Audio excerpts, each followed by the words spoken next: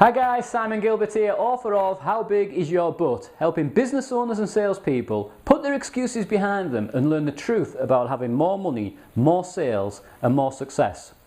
In this first video in the series of 7, I'm going to show you how to remove procrastination and frustration from your business. I'm going to show you how to bust through the terror barrier, which literally keeps everybody stuck in the tracks. And then I'm going to show you how you can massively improve your current results just by changing the way that you think about things.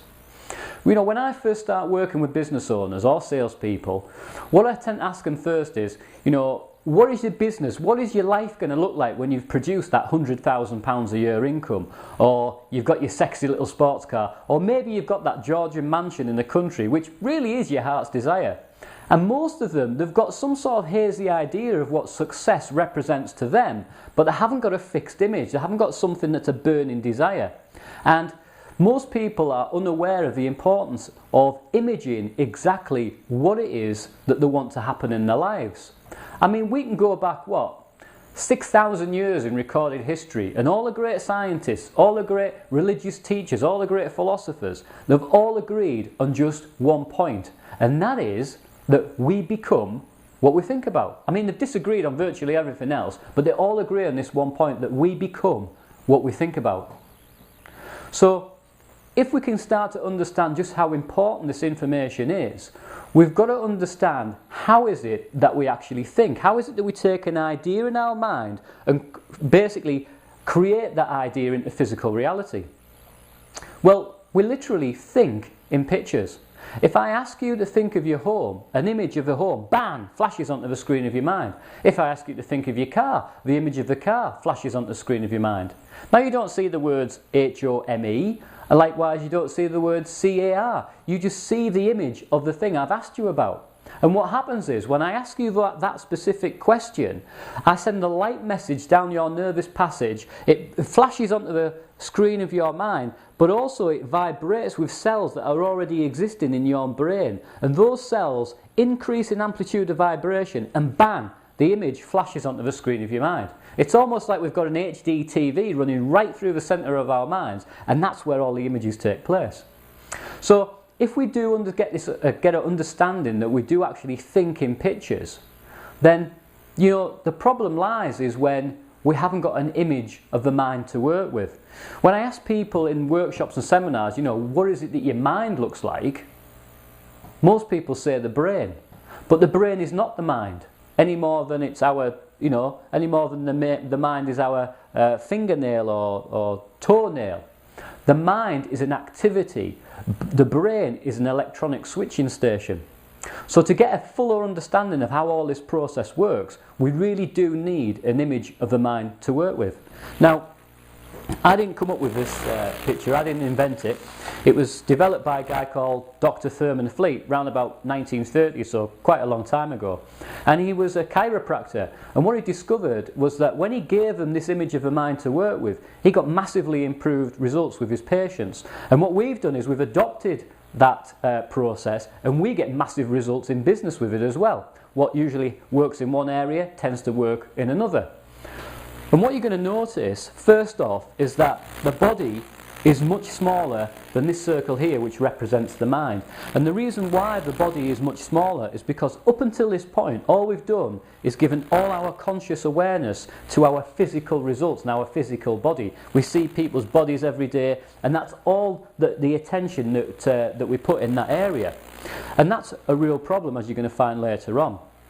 Because all the power lies in this part here, in the mind. Now, what we've done is we've separated the conscious mind from the subconscious mind. Now, the conscious mind, it can accept, it can reject, it can neglect any idea that we choose to build and put in there. The difference between the conscious mind, or one of the differences between the conscious mind and the subconscious mind, is the subconscious mind can't think for itself. It can't tell the difference between what is real and what is imagined. This part of the mind here, the subconscious mind, is our feeling mind. The conscious mind is our thinking mind, and the subconscious mind is our feeling mind. This is where our self-image lies. This is where our belief systems lie and our paradigms. And Round about the 1960s, there was a guy called Dr. Maxwell Maltz who wrote the brilliant book Psycho-Cybernetics. And what he discovered was that when he's working with his patients, that we do have this thing called a self-image. And he made this revelation that we can never outperform the image that we see of ourselves. We've got like a mental blueprint within ourselves, and we will never act out of sorts with that image. Now, that you may be thinking at this point, well, we're all screwed then. No, because what we can do is we can alter the self-image internally, which then gives us a different result on the outside, which I'm going to show you in later videos. So what happens is this. We think in pictures, we get emotionally involved with those pictures, that sets up a vibration in the body which moves us into action, and that gives us our results. Now, the problem is, most people are looking around this area here. They're looking at the sales sheet, it ain't too good. They're looking at the bank balance, there's nothing there. We're looking at the relationships, they aren't all that great. And the problem with doing that is, we're actually feeding that information back into the conscious mind. Now when we start to image those ideas of what we don't want, the subconscious mind picks up those ideas and consequently manifests them through our actions and gives us exactly the same result. That's why intelligent people intellectually do dumb things, because it's the subconscious mind which is driving the intellectual mind.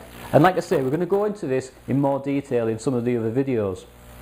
Most people think they'll look at their present results and go, that's an expression of my potential. That's not an expression of your potential at all.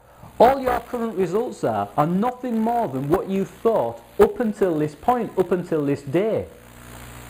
You see, I'll get asked to go into sales organisations. They'll say, Simon, you know, can you come in and do some sales work with us, because we've seen what you've been doing with other people and we want the same results.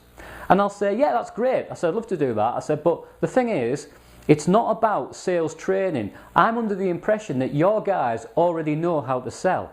That's not the problem. They know all about the processes of selling.